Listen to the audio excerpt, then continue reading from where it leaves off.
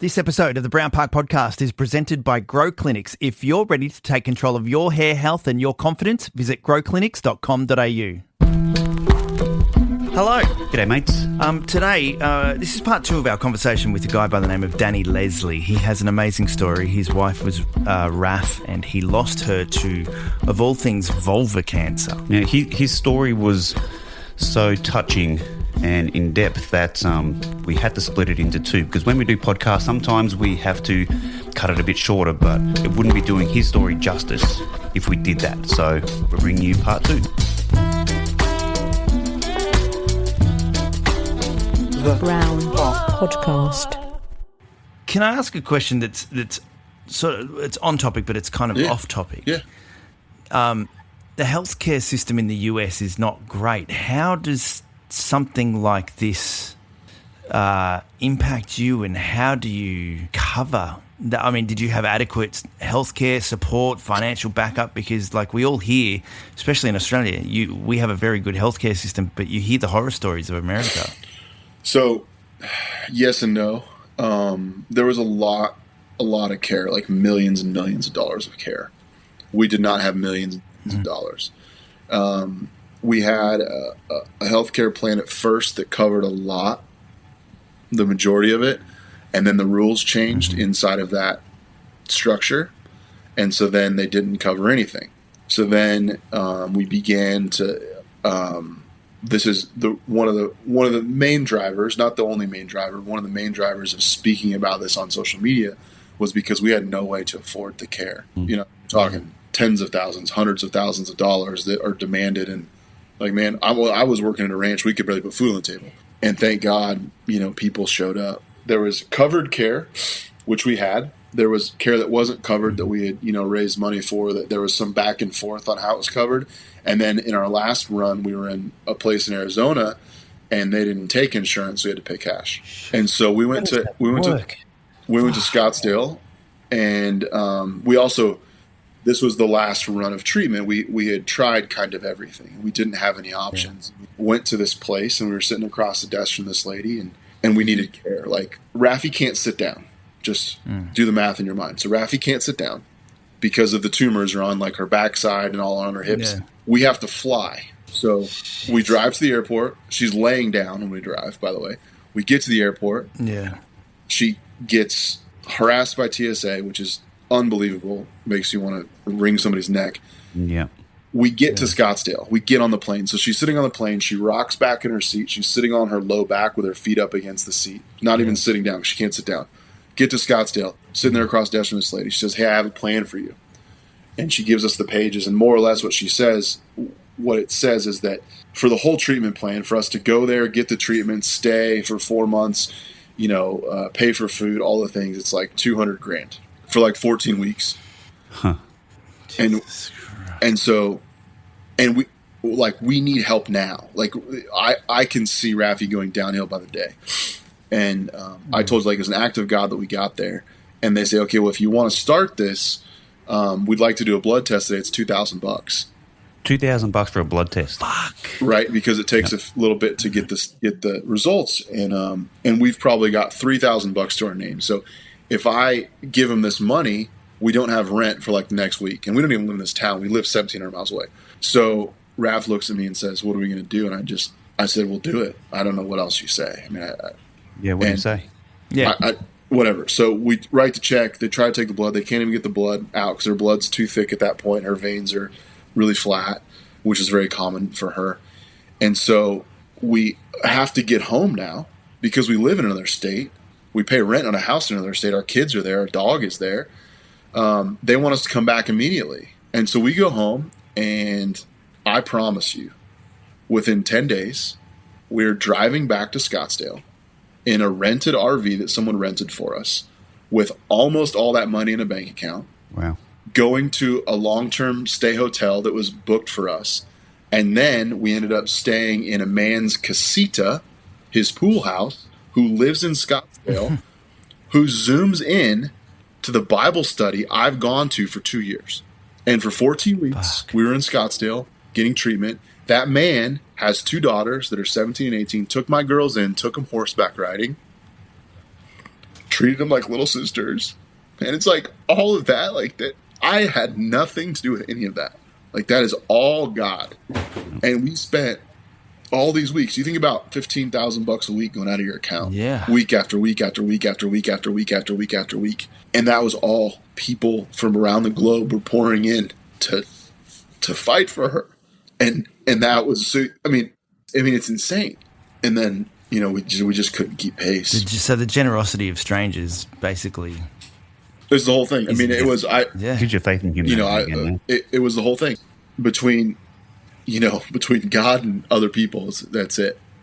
We couldn't have done it. I mean, we got, you know, everyone that contributed bought, you know, us 5 years to fight for her, and bought my girls 5 years to know their mom, which like they don't even remember her healthy. So you think about it, like they don't. Yeah. I was like, hey, do you remember this? Like a hilarious memory. And they're both like, they don't remember it.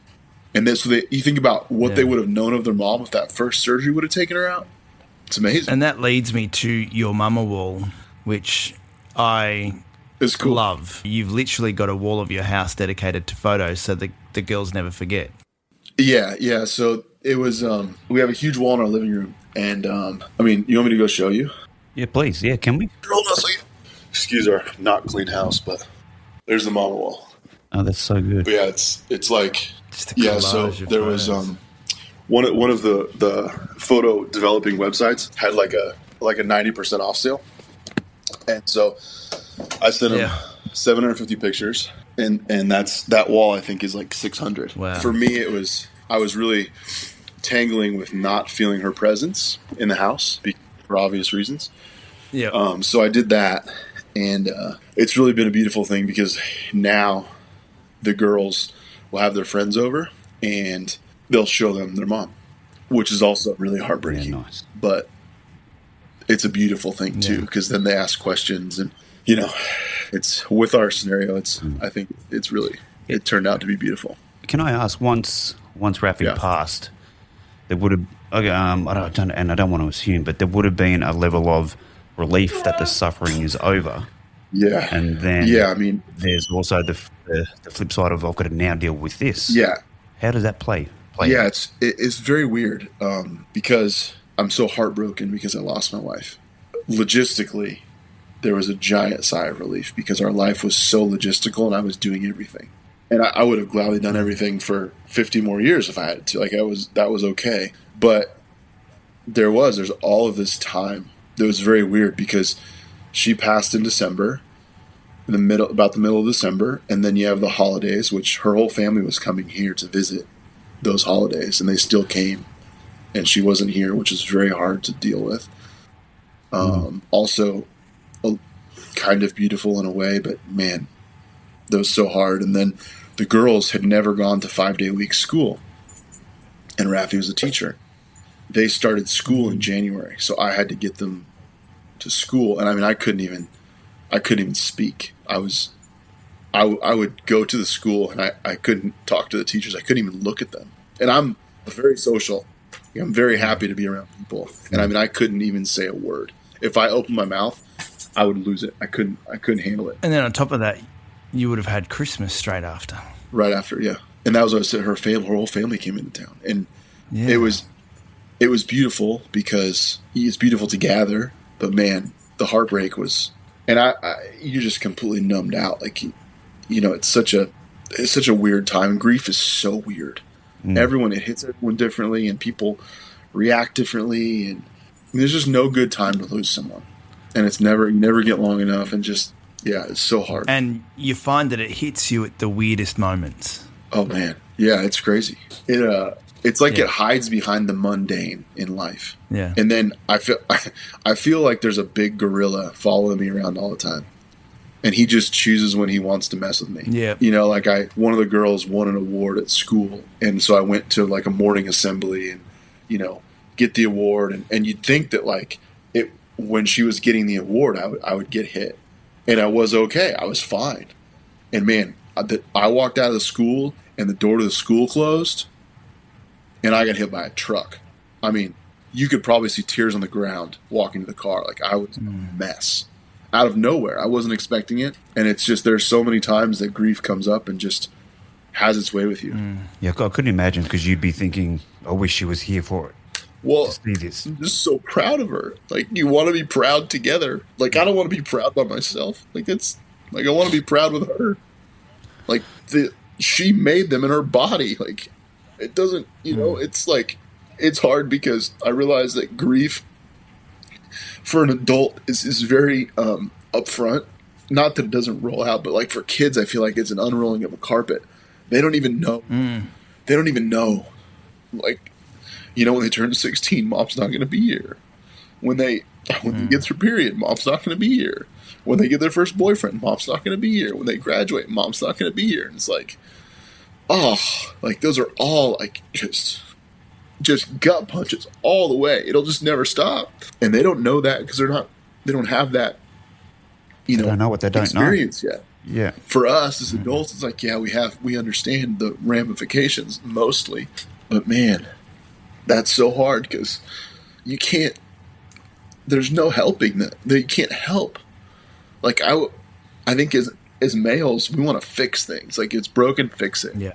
Well, good luck to you. It doesn't fix. Yeah. And that's, I could imagine. that's one of the hardest things. Tell us then, how are you getting through it?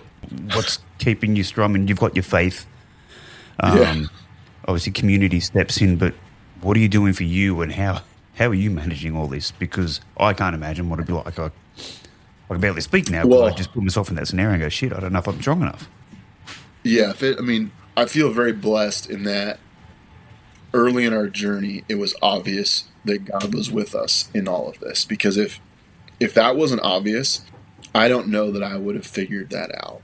Because it was the things that were happening in our life were so obvious that, like, this is not something I'm doing. This is like a supernatural thing that's happening right now. And I'm so grateful for that, because Rafi and I would laugh. We'd call them Jesus moments. Like, we would go to the cancer center, and it was so obvious that God was there. Like, so obvious. Every time we would laugh. Like, I wonder when he's going to show up this time. And then, bam, something happens. We would laugh. So that's one. And there have been so many blessings that have showed up because of my faith. But there was a day, and I remember, I'll never forget, I talk about this all the time. Andrew Garfield has a quote that says, grief is all of the unexpressed love we have for the ones we've lost. When I heard him say that, it changed everything for me, because I realized what the problem was is I had all this love that I was used to giving to Rafi every day. I was used to, in whatever way it was. At the end, it was logistics and caring for her and all of these things. And when she died, I had nowhere to put it. And so I felt this heaviness. And then when I heard that, it was then that I started to write, and I started to, like, how can I use I was like, it's like money. Like, how do you spend the money? And I was like, well, it's like a resource. And I was like, well, I can write about her. I can talk about her. I can post videos about her. And I started to do that. And I started to do it on social media, and I started to write and wrote poetry, and our book came from that. And it was in that I started to build a bridge back to what felt like myself. And then I started to take care of myself, and I started to move my body again. And I was walking with a weighted vest, and that was very cathartic. Like, it was like I was putting on the burden, and then I could take the burden off. And it was that. I just started to find ways that I could pour back into myself. And a way that I think about it too is, like, what are the things that she loved about me? And how can I, like, pursue those? Yeah. Because those are my qualities, but they're also what she loved about me. So it's like, it's kind of a way of, like, connecting the two. Yeah. And because I think I read somewhere that you're concerned you're not the fun dad anymore. Oh, yeah.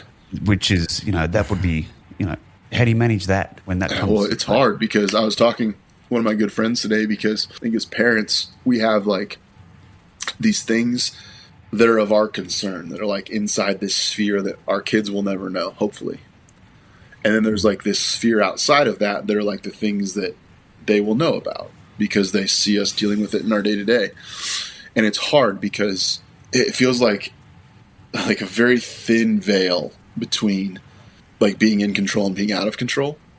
And the kids, man, they know it. If I'm off just a smidge, they know it. And it's so hard to be stressed about this or that, and and them not see it. There's too much to do, and I can't do it all. And I don't know. I don't have an answer. I feel very moment to moment all the time. It's a horrible saying, but it is what it is. Like, you can only do I'm 44. Rafi died at 35. So, like, I'm doing great. If I get another day, fantastic. Yeah. To worry about, like, retirement and to worry about, like, who cares? Yeah, that's right. I mean, like, and people will be like, no, you got to think about this. I was like, yeah, until you die young, like, lose someone. It's like, there's this thing that people, everyone subscribes to this, like, oh, yeah, we're just going to have, like, unlimited more days. Like, no, that's not how it is. I was never a planner, like I was never that person, and it bode me very well in this season because we had to be very focused, like in triage mode. But now I'm even less of I'm like, I don't, other than just, are my kids going to school? Like, it's hard to be worried about something that's in the future when it's like, man, all we ever have is this moment, right? That's it. And it's so cliche, but it's you lose someone, and then all you have is you look back at pictures and you look back at videos, and all you have are these moments that were captured, and then you have your assessment of how you showed up in these moments. Yeah. And every one of us is like, you know what? I wasn't the best I could have been there. I wasn't, I could have been better. There could have been a better dad or a better husband or a better man that showed up in my life in that moment. And that sucks because there's just as much regret as you want there. But now it's like, okay, how can I show up as the best of myself moving forward? Because I'm not going to regret what's from forward of now. Because I know that, I'm telling you, man, you lose somebody, and the first thing that happens, is regret starts. It's like, did I love her enough? Was I a good enough husband? Was I a good enough father? Did I show up as the best version of me? Should I have done this? Should I? It's this vicious, and none of them are answerable, right? The only person that can answer those things is the one that you lost, and that is mental, it is torture, and there's no answer. Because you want reassurance, because you can't get that reassurance that, look, it's fine. I understand that you showed up like that in that moment. There's no way to get reassurance that it was okay, is there? Because it's gone. No. No. And it's, no. And I have times where I literally have two people that makes me want to cry that literally talked me off the ledge, and they gave me proof of conversations that they had with Rafi that proved that what I was saying to myself was incorrect. And they sent me the messages, and I read them. And without those two people, I don't know that I would have, in those conversations, I put it to bed, because I don't know that I could have done it on my own. The thought of I failed her. Oh, it makes me want to throw up right now, because she died. Like, I failed her. And man, I could write you a 500-page book on that right now if I let myself go there. And that is dangerous. But those are competing thoughts in your mind, and they're just as valid as the other ones. And that's really hard.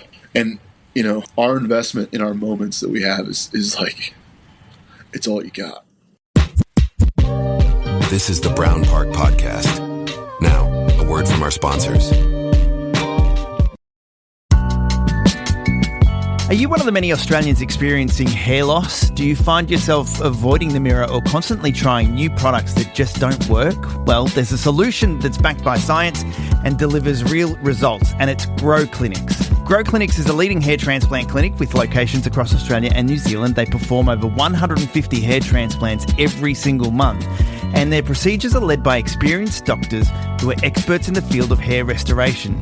But Grow Clinics isn't just about hair transplants. They offer a wide range of services to combat all stages of hair loss. Whether you're looking for prescription hair care you can use at home, or you're interested in specialised non-invasive treatments in clinic, Grow Clinics has you covered. With clinics in Brisbane, Gold Coast, Sydney, Melbourne, Perth and Auckland, New Zealand, there's a Grow Clinic near you. And the best part? They're offering a free consultation for our listeners of the Brown Park Podcast. Just mention our show when you call in to book, and you'll be on your way to a fuller, healthier head of hair. So don't wait any longer. Take control of your hair loss journey with Grow Clinics. This is the Brown Park Podcast with Christo and Dion. Now back to the show. Just quickly before we let you go, I want to ask about, and this is something that I believe in, and I've had this since my father passed late last year, was signs. Yeah. We have, strangely, the kookaburra, which is an Australian bird. If you don't know it, it's a native Australian bird. Yeah. We have unusual sightings of kookaburras. I know that Dion, your wife Casey, lost her mum, and you have signs. We had when my mother-in-law passed away, the morning she passed away, this bird just turned up inside the house, and it just kept coming back after she passed away for about 3 months. But this wild bird would walk in the house, walk around, just randomly I'd be sitting in my office, and I'd see this bird walking behind me, and then one day the bird just sort of disappeared, and then occasionally the bird shows up, and the meaning we put behind that is she was here while we needed her until she knew we were okay before she left. Yeah. Do you have those signs or anything like that shows up for you? Yeah, there have been a lot of them, and there was I'm trying to think of when it first showed up. So there's a woman who lives down here, by where I live, who actually went to my high school, which is 12 hours away, 10 hours away. She lost her husband 2 years before Rafi died, and while she was nursing her sixth child, like unbelievable circumstances. She sent me a book, and the book was called Signs. I don't know if you guys have read the book. It's by Laura Lynn Jackson. Mm-hmm. She's a medium. And so I read the book, and I was really kind of wondering about these signs, because I had not felt Rafi's presence. I hadn't, and it was really bothering me. And that I realized that may sound stupid, because if someone's no longer here, how would you feel their presence, right? But it was really bothering me. Mm. So I have this moment. I was reading this book, and in the book, it's like, well, you need to ask for them to speak to you or communicate with you, because if they're not in this physical space anymore, you can't communicate with them. So, anyways, I'm like, hey, Raph, will you speak to me? And then it says, well, we'll decide how you want them to speak to you. And I said, well, her favorite animal is an elephant. So I would assume if she was going to talk to me, an elephant would show up somehow. So, fuck, this is not like the bird showing up, is it? The elephant doesn't just walk in the house to Right. I mean, it would be really cool, but right. So get this. So the next morning, I wake up, and on my Instagram is a message from one of her friends, and this is one of her friends that knew her through her health journey and wouldn't message me like normally. we just weren't close. She wouldn't be talking to me, but she said, hey, I want to introduce you to this guy. This guy lost his wife 2 years ago. Lost his wife in 2020, which is the year Rafi was diagnosed. But he lost his wife in 2020. He wrote a book, and he started a publishing company after he lost his wife. And I'd like you to meet him. Well, this girl has no idea that 3 days before this message she gave me, I had begun to write our book. She had no idea. She also doesn't know that a couple weeks before, I called another of our friend and asked about publishing things. She has no clue. And she also doesn't know that Rafi and I wanted to write a book, nor does she know that this is the only thing I can see myself doing in my life. She has none of this knowledge. And she sends me this message. And I was like, huh. Because the night before, I had asked for a message, right? And then she goes, oh my God, I forgot to tell you. And I see the little 3 dots appear on Instagram, and I was typing it, so I stopped. And she said, I forgot to tell you, when Rachel passed, who is this guy Brandon's wife, said, I was actually with Rafi in 2020 at the elephant exhibit at the zoo. No way. Oh, God. No way. And that was like an afterthought to this message that she had sent me. And I was like, come on. Yeah. And that was the one thing. Yeah. I was like, so our book is right here. Yeah. And the elephant is right there. And what's the book called, Danny? Can you see it? It's called Thank You Cancer. Is it backwards? It's a bit blurry. But Thank You Cancer. We've got it. So we always wanted to write a book. We never got to it. But her writings, she wrote the whole time she was ill. And so I took her writings and then I paired my own with hers. And so we tell you our story in the book, which has all. So it's like it's a dual perspective look at this cancer journey, it was funny because in reading her writings after she had passed, I was learning things about her journey that I didn't know because I didn't read it along the way. But I was like, so it's like looking at a story from, like two different perspectives, which is really very, I don't think there's anything out there like it. But yeah, that was how it showed up. So it was very, very cool. What was something that, just to sort of just quickly unpack that, what was one thing you learned when you were reading her writings that you didn't know? Dang. Her mindset as things happened, as things unfolded, because there were, like I said, there were many laps around the track for us, like the cancer would flare up and we would attack it. And like seeing her mindset and seeing how she thought about it and just like an insight into her gracefulness about her approach is just really interesting. Like it was like falling in love with her again, reading her, how she wrote. Yeah. Because I didn't edit her stuff at all. Like there are some spelling errors and it's literally her speaking. It was really beautiful to read it, because that was my girl. What a journey. Okay. So what are you doing with yourself before we let you go? What are you doing with yourself now, Danny? You've got your book. What keeps you busy? Yeah. Well, reorienting in life is weird. And this is something that I've been thinking about a lot lately. And if I was talking to someone like that was coming into, dating someone and getting married, I would tell you not to build your emotional home inside of someone because you could lose that person. And in the same breath, I would tell you that I did that and I don't regret one bit of it because I think that experiencing love is the best thing you can do in this life, even losing it. And so reorienting yourself when you lose someone like this, my home has never been a location. It was her. But now with her gone, it's reestablishing that is very challenging. And having to be home for two girls is very challenging. And I could not imagine this past year without our book and without telling our story and without, talking to people like you. And I couldn't imagine it, and it has given me a place to live inside of this moment because nothing makes sense. And so, going on podcasts, I speak about our story, and I feel like the best thing that I can do is grab someone emotionally and get them to show up in their lives because we all get so distracted, and I'm guilty of it too. But when you lose someone, man, the price is, it's just so hard. So I try to, in everything I put out there, I try to hold to that, just keeping people engaged in their lives. And so that looks like, speaking and talking. And hopefully this year we're going to do some retreats, which would be aimed in that general direction as well.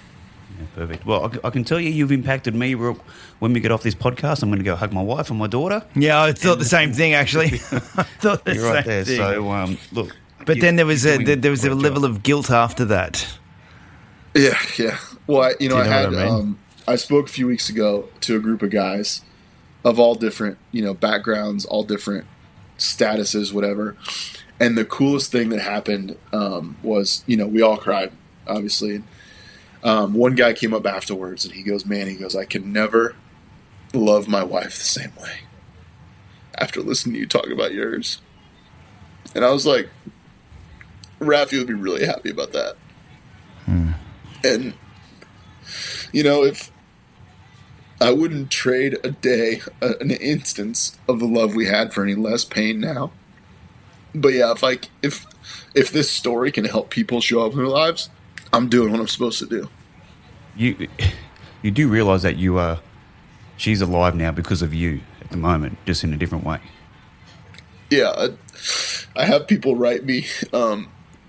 It's funny you asked about signs, and it's interesting because the days that are the hardest days, like just the days where I I wake up drowning, like you're gasping for air in the morning and the day, it's not even light outside yet, are the days that I get messages from people, like life-changing messages. It'll just appear in my inbox, and I think she takes care of me through other people, which is really cool. It took me a while to figure it out, and you want things the way you want them, and you want and they don't always show up that way, but it's been beautiful, and there's been more beauty in this season than I could ever have imagined. I can't think of anything else I'd rather do. I don't have any aspirations beyond spreading this story and being there for my girls. That's all. Well, you've done that. The book is called Thank You, Cancer. Danny Lesslie. Yeah. It's on Amazon, so all you people around the world can find it. We'll put a link up on all our socials and stuff like that. But, man, thank you to you for coming on the show and telling your story. Oh, my God. You've been so vulnerable as well. Yeah, I'm honored to do it. It's, like I said, it's my favorite thing to talk about, and I just cry every time.